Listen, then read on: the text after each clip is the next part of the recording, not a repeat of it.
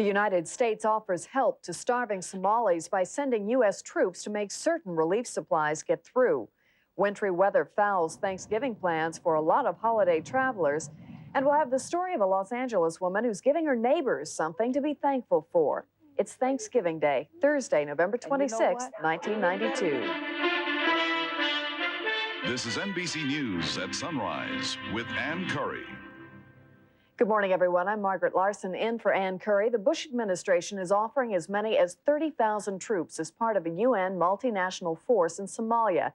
The troops would protect food and relief supplies on their way to the thousands of people starving in that African nation. No word yet on the UN and whether they plan to take the president up on that offer. Snow continues this Thanksgiving Day in much of the country's midsection. The storm that blanketed the Midwest yesterday, claiming 9 lives and causing dozens of traffic accidents, is moving eastward today. Lisa Reinhardt has more. For many, the Thanksgiving holiday started a day early as a winter storm dumped more than a foot of snow on the western part of Kansas. In Kansas City, the snow arrived a little lighter and a little later than originally forecasted. The 3 to 4 inches of snow slowed rush hour traffic to a crawl and left this Texas man in a ditch. This wasn't what I hoped to see coming back to Kansas after all these years. Police couldn't handle all the accidents. In many cases, motorists drove themselves to police stations to file their reports. Air travelers were also treated to delays. It took this man 24 hours to get from San Jose, California to Kansas City. They rerouted us to SFO, San Francisco. Then they told us we couldn't get out. We had to then wait till 11 o'clock that night, Monday, to go back down to San Jose, through Chicago on a red eye. Then we laid over 3 hours in Chicago to catch an 8 o'clock flight down here to Kansas City. Many people found ways to enjoy the new snow, but most of it melted last night, leaving interstates and airports in the area open for today's Thanksgiving Day travel. Lisa Reinhardt for NBC News. Damage bills are piling up in southern and midwestern states hit hard by tornadoes last week. In Mississippi, the total is more than $53 million. In Georgia, $23 million in farm damage alone. There were many tales of devastation, but Kenley Jones has one story of survival. This mobile home park on the outskirts of Brandon was savaged by the storm. 4 people died in the devastation, but there are tales of survival here too. There was no time to think, none at all. Just get in the closet and just pray for your life. Patrice Renfro was in her trailer with her cat Cheetah. She bolted for a closet just before the tornado struck. How long had you been in the closet before it flipped over? Just a matter of seconds. Were you hurt? Just bruised forehead and back bruised a little, a few bruises on my leg, and that's all. The good Lord was looking out for us. We got a lot to be thankful for this Thanksgiving. This is all that's left of the trailer that belonged to Patrice's brother David, who lived across the street. But he was away deer hunting the night of the tornado, staying longer than expected. He's thankful too. Yeah, I believe Lord kept me down there for a reason. Because like I said, if I'd have been here, I'd have been gone. David and Patrice have lost their homes, but they still have something more precious. Terrible mess, Cheetah. Yeah, I hear you. It's going to be okay. We're alive. That's the main thing. Kenley Jones, NBC News, Brandon, Mississippi. Among President-elect Bill Clinton's campaign promises was lifting a 4-year-old ban on federal funding to support fetal tissue research. New studies show that procedure can dramatically help those who suffer from Parkinson's disease. Bob Bazell has more. This tape shows an unidentified patient before she got the brain transplant trying to grasp a glass of water. Here is the same woman a year after the surgery. In the procedure, surgeons take brain tissue from an aborted human fetus and place it through tubes into the brains of Parkinson's disease patients. The idea is that the fetal cells will replace a key brain chemical, dopamine, missing in the brains of people with Parkinson's. Researchers at Yale Medical Center reported on 4 patients. 1 died 4 months after the surgery, but autopsy showed that the grafted cells had survived in his brain. The other 3 improved dramatically. Improvements included the ability to perform a variety of motor movements and daily activities such as getting dressed, feeding themselves, and moving about. Because of pressure from the anti-abortion movement, the Reagan and Bush administrations banned federal money for the fetal transplant experiments. But Clinton has promised to lift the ban, and researchers say this will allow them to carry out many more experiments to determine just how useful the surgery will be for the million Americans with Parkinson's disease. Robert Bazell, NBC News, New York. In Paris, the majority of French lawmakers voted to oppose the recent trade pact between the U.S. and the European community. But French farmers want more. They want an immediate veto of that agreement, and they've taken to the streets in defense of their soil. Rick Davis has more from Paris. The barricades were put up to hold back the farmers. They became weapons as these men of the land fought police. The battle raged from day until night. The farmers say they were sold out by the government and the rest of the European community. They object to a trade agreement with the United States that takes French land out of production and cuts subsidies to farmers. And it is a pity we are obliged to act like this. You know, in my deep heart, I dislike violence, but today we are obliged to go this way because our government doesn't want to understand us as farmers. The farmers blame the socialist government. It got the message and now wants to cancel the agreement and start over again to get better terms. Do you think the United States will renegotiate? I hope so. Et ce sera nécessaire. Agricultural Minister Jean-Pierre Soisson said a new agreement must involve compromise on both sides. The street battles in Dijon made it clear that this is a nationwide protest. The farmers want an immediate promise that France will veto the trade agreement. They are not in a compromising mood. Rick Davis, NBC News, Paris. Coming up on NBC News at sunrise, the market day, Joe Whitty's weather, and a verdict in the AIDS murder case.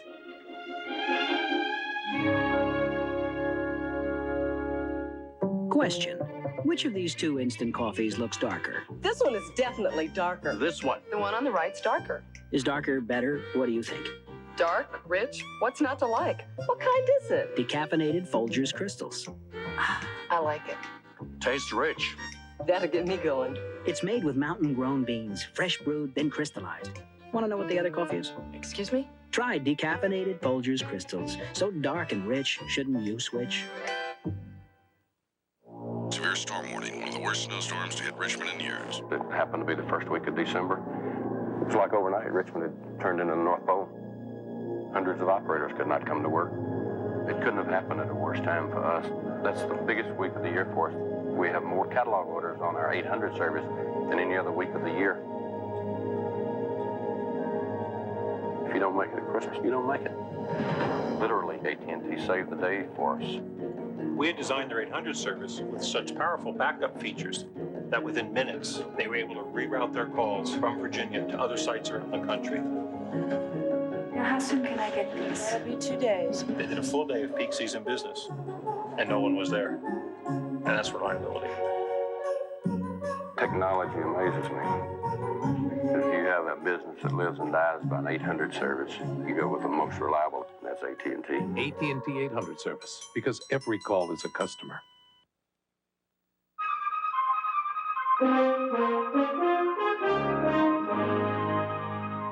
More good economic news sent stock prices higher in pre-holiday trading Wednesday. The markets are closed today for Thanksgiving, but looking ahead, here's Randy Smith from the Wall Street Journal. Randy, good morning. Thanks for coming in on a holiday. You're welcome. The market's been very strong. Why? The most recent reason is the third quarter GNP, the gross national product, was revised upward to show 3.9% growth instead of 2.7% growth. So that helped the market go up 16 yesterday. And normally the bond market might be concerned about that, but it sort of felt like Clinton will have to do less to rev up the economy, gun the economy, and that could be good.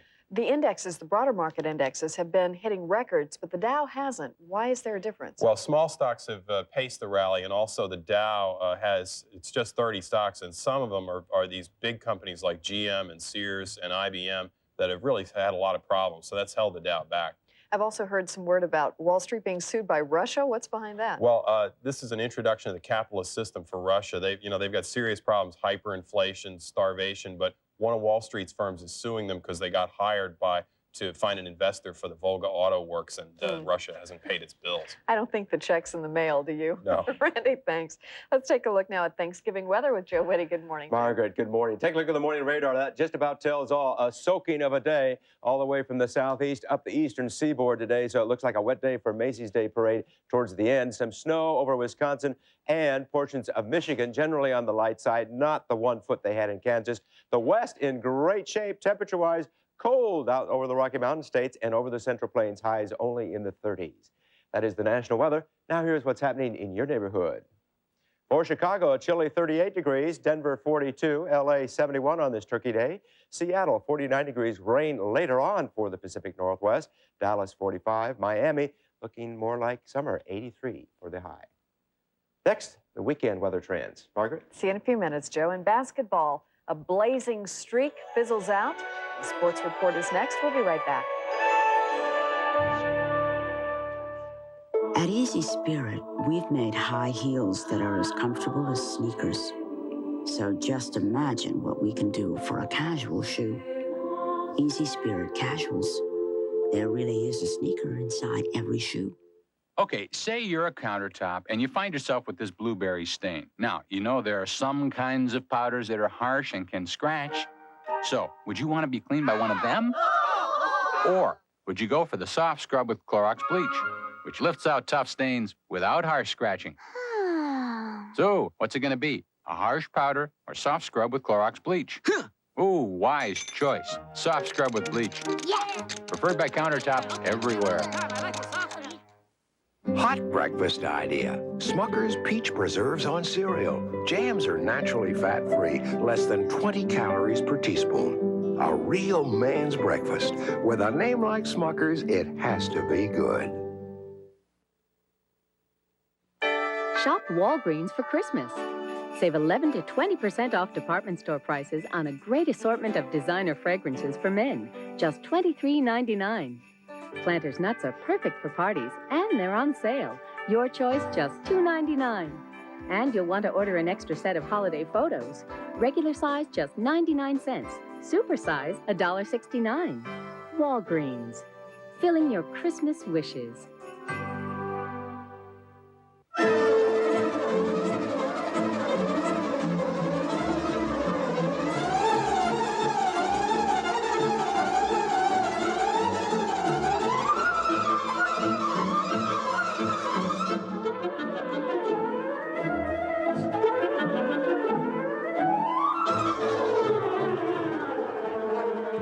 After Thanksgiving sale, Friday, Saturday, Sunday. Opens 8 a.m. Friday. Don't be late. In sports, Portland hit the end of the happy trail last night after opening the NBA season with 8 straight wins. The Blazers were beaten in Phoenix. Charles Barkley had 33 points and 18 rebounds to lead the Suns to a 121-117 victory. In California, the Lakers lost to New Jersey 100-98 after missing a pair of last-second shots that would have tied the game. LA's other team, the Clippers, downed Dallas. Denver defeated Sacramento. San Antonio stopped Utah. New York mauled Minnesota. Orlando snapped Houston's winning streak at 6, beating the Rockets 107-94. And the Celtics snapped a 6-game skid, walloping Washington 150-112. Miami beat Indiana by 17. Atlanta flipped Philly by 6. It was Milwaukee over Cleveland and Charlotte over Detroit. In the semifinals of the NIT, Indiana beat Florida State 81-78 in overtime, and Seton Hall stopped UCLA 73-64. They'll meet for the title tomorrow night. Big news in hockey, the Ottawa Senators won for the first time since opening night a span of 21 games. They jolted New Jersey 3-1. In college football, Pat Dye has resigned from Auburn after 12 seasons. He'll coach his final game today against Alabama. And Joe Montana, still recovering from elbow surgery, practiced with the 49ers for the first time since last August. That's a look at sports. The news continues in just a moment. It's the stuff that makes Thanksgiving great. Big bands, balloons, superstars. Join Willard Scott and Katie Couric for the Macy's Thanksgiving Day Parade this morning. Here are some of the stories we're following this Thanksgiving morning on NBC News at Sunrise. The United States offers to send thousands of troops to Somalia to make sure relief supplies get through. Wintry weather stalls holiday travel in the nation's midsection, and the verdict is in a controversial AIDS murder trial. As families hit the road this holiday season, there's growing concern about those giant gasoline tankers that share the highways. Robert Hager reports on questions about the trucks, the drivers, and the agency responsible for them. 2 days after Christmas, 1989, flames shot high into the sky above Claremont, California. A double tanker truck carrying gasoline jackknifed. A car behind skidded into the wreckage. The family of 4 inside was killed. Now, Bonnie Galaire wants to know why. Why her daughter, her son-in-law, her 2 grandchildren were lost in the accident. I want to know why he didn't pull that truck over. He killed my family. The California crash was not unusual. This accident just last month in Maryland killed 3. A study estimates there may be more than 600 gasoline truck accidents a year on U.S. highways. And of all the deaths involving trucks with hazardous materials, 97% are caused by gasoline tankers. Part of the problem with tanker trucks, a high center of gravity. This University of Michigan film shows what can happen when a tanker truck turns too quickly, carries an unbalanced load. A recent government safety report on tanker trucks suggests another problem may be the agency which regulates trucking, the Federal Highway Administration. The report says its rules to prevent gasoline from spilling from a tanker once it turns over may be inadequate and unenforced.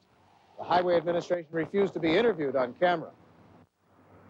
Criticism comes just as the Highway Administration is thinking of weakening rules about rest for truck drivers, permitting them to drive 100 hours over an 8-day period, 20 hours more than currently allowed. This, in spite of investigators who say driver fatigue and rollovers are the 2 biggest factors in accidents. The organization representing tanker truck owners admits there are problems. But there are bad guys out there. Why do the bad guys get loads? And that is because the nation's shippers, the people who put these hazardous materials in commerce, give them loads. Why do they give them loads? Because they're the cheapest. But accidents don't always involve so-called bad guys. The driver in the Maryland crash had a good safety record, and so did his company. In the California accident, the driver who survived told investigators that as he was driving, he felt a dragging sensation well before the accident. Bonnie Galaire wants to know why he didn't stop. Most of us, if we're driving our cars and we're having problems with our cars, we pull over to see what's wrong with it. But he didn't. Instead, he killed 4 people. Is there a way to stop tankers from rolling over? One company has a truck with a low center of gravity to haul chemicals. It's state-of-the-art, but there's widespread reluctance by others to use it because of its cost. If the trucking companies and the drivers and the general public won't take responsibility for it themselves, then there has to be tighter restrictions put on by the government. Those who want tougher rules hope that's the route the next administration will take, so lives can be saved. Robert Hager, NBC News, Washington. First results are expected this afternoon in Ireland's controversial abortion vote. Ballots were cast on Wednesday on 3 measures that would lift some restrictions on abortion in that country. Ireland currently has the toughest abortion law in Europe. It was a passionate campaign leading up to the elections, with the Catholic Church opposing the measures. Just ahead, the Wall Street Journal's Alan Murray on business, and Joe Whitty with word on the stormy Thanksgiving Day weather.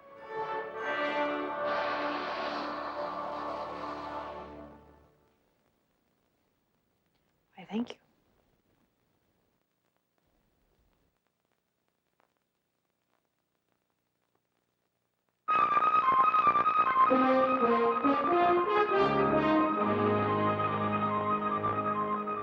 It's a day for sharing and feasting, and for millions of travelers coping with Mother Nature's excesses. Howling blizzards continue to drive through the Midwest, aimed at Michigan today. 9 deaths are blamed on the storm that slammed out of the Rockies 2 days ago and then tapered off with 7 inches of early snow in Iowa. Holiday-bound travelers are stranded in many states, with 1.5 feet of snow reported in Oklahoma and Kansas. In California, fire is the danger for some families. A fierce brush fire forced some residents to flee their homes overnight. That blaze was fanned by 35-mile-an-hour winds and spread over 150 acres along the dry Santa Ana River channel. Firefighters managed to contain it after several hours. The AIDS virus is a lethal weapon when it's used in unprotected sex. That is the verdict of an Oregon jury convicting a man who was allegedly seeking revenge. Mary McDermott has reaction. Okay. On count one, the jury has found the defendant guilty. The jury found Gonzalez guilty on 12 of the 14 counts he faced. Most of those counts were tied to charges he deliberately tried to infect a 17-year-old girl with the AIDS virus by having unprotected sex with her. Bridget Peterson, a former girlfriend of Gonzalez's, now carries the AIDS virus herself. Peterson says the guilty verdicts send an important message. I mean, you've got to take responsibility for your own infection and for other people's health. I hope this puts that message out that it's not going to go unpunished. This case was hyped out, and the attempted murder, there shouldn't have been a decision of guilty because it didn't set the standard. There was no set law that HIV is a deadly weapon. But now, for perhaps the first time, a jury has decided the AIDS virus is a deadly weapon. And because it did, Alberto Gonzalez could spend the rest of his life in prison. Mary McDermott for NBC News, Portland, Oregon. The Trans-Alaska pipeline operator is going to settle up for its slow cleanup in the Exxon Valdez oil spill. The Alaska Pipeline Consortium will pay $32 million to settle lawsuits from the devastating 1989 spill. Exxon, whose tanker caused the nation's worst oil spill, paid a record $1 billion. Delta Airlines reportedly is being nailed with a $2 million fine for safety violations, but they're getting a discount. The Washington Post says the Federal Aviation Agency is trimming $500,000 off the total because Delta moved fast to make the changes. 7 months ago, South Central Los Angeles was in flames. It was torn by rioting. Today, many residents are giving thanks with turkey, pies, and a taste of love from a lady named Sweet Alice. John Gibson has this holiday report. Can you eat all that? Yeah. Yeah. The kids are lending a hand with what will turn out to be their Thanksgiving dinner. They're helping a lady in South Central Los Angeles known as Sweet Alice. Alice Harris has been feeding people here for over 30 years. We are our sisters and brothers' keeper, and it's our responsibility to help one another. Sweet Alice takes special pride in bringing together the African American and Latino people of South Central. And you know what? We're a little better than the man said, can't we get along? We are getting along. One of the ways Alice Harris reaches out is to give away a couple hundred turkeys to people from her neighborhood. This is really nice. I appreciate this turkey. Our people and my community need to know that people care. That means a lot to them. When you see them walking out here smiling like this, what they're doing, they're saying that we're glad that somebody cares. As long as Sweet Alice lives in this neighborhood, there will be somebody who cares. John Gibson, NBC News, South Central Los Angeles. Still ahead, the Wall Street Journal's Alan Murray on the economic upturn and Joe Whitty with the holiday weather.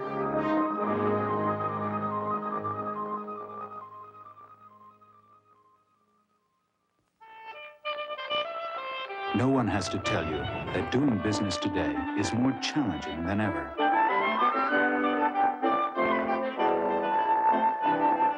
But all over the world, one company is helping you meet those challenges head on, no matter what it takes.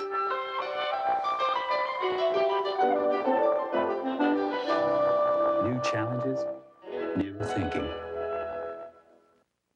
Severe storm warning, one of the worst snowstorms to hit Richmond in years. It happened to be the first week of December. It was like overnight, Richmond had turned into the North Pole. Hundreds of operators could not come to work. It couldn't have happened at a worse time for us. That's the biggest week of the year for us. We have more catalog orders on our 800 service than any other week of the year. If you don't make it at Christmas, you don't make it. Literally, AT&T saved the day for us. We had designed their 800 service with such powerful backup features that within minutes, they were able to reroute their calls from Virginia to other sites around the country. Now, how soon can I get these? It'll be 2 days. They did a full day of peak season business, and no one was there. And that's reliability. Technology amazes me.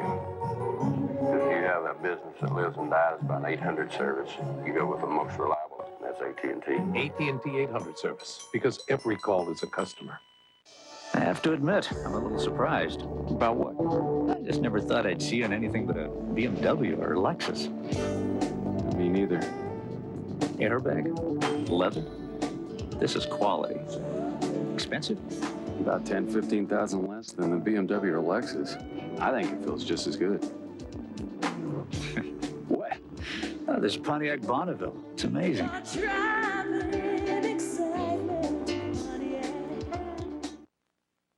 The latest figures show the nation's economy grew by a surprisingly strong 3.9% in the third quarter, but many economists are saying it's still too early to declare a turning point. Joining us now is the Wall Street Journal's Alan Murray. Good morning, Alan, and happy Thanksgiving. Happy Thanksgiving to you, Margaret. You know, one of the reasons people are not so excited about the new figures is because jobs are not being created at any noticeable rate. Why not? Well, that is the puzzle. The economy may be growing at a 4% rate, but it sure doesn't look that way to the unemployed person out there trying to find a job. What's happening is that companies are trying to cut costs. They're trying to become more efficient. They're very reluctant to add workers, and that's not an altogether bad thing. Over the long run, it means they'll be more competitive, more productive. That means higher wages and higher living standards for people in this country. But in the short term, over the next year, maybe the next 2 years, it's going to be a lot harder for people who don't have jobs to find them. These are the best figures in President Bush's administration. A lucky break for Bill Clinton. Does it change his plans at all? It may change his plans some. I think that there's no question that the Clinton administration, as one of its very first acts, is still going to introduce an economic recovery program of some sort. But this takes some of the pressure off of them to do a really big, potentially deficit-busting package. I think the package will be a little bit more modest as a result. And the Fed, what is their responsibility now with interest rates given these new figures? Well, they're certainly not going to cut interest rates. The Fed officials I talked to say they are perfectly happy to sit firmly on the sidelines and let the new administration deal with the economy for the time being. And my guess is that when the time comes that they want to move again, the direction they'll be moving is up, higher interest rates. Yeah. Alan, thanks so much. Have a good holiday. Thank you, Margaret. Joe Whitty now to tell us about the holiday travel weather. Margaret, a little wet up and down the eastern seaboard, all the way from Maine to Florida as the storm center sweeps to the east coast. Perhaps some strong thunderstorms for parts of the Virginia and Carolina coastal section. The west in pretty good shape, but rather chilly. Friday, tomorrow, look for the east coast to dry out. A little bit of light snow around the Buffalo and eastern Great Lakes area. Pacific storm moves in overnight to the Rocky Mountain states of Montana, Idaho, and trailing back to northern California. And for Saturday, the first day of the weekend, a little bit of snow for parts of the Utah area and the East Coast sunny, but a chilly one. Do have a very happy Thanksgiving. And Margaret, you too. You too, Joe. Thanks a lot.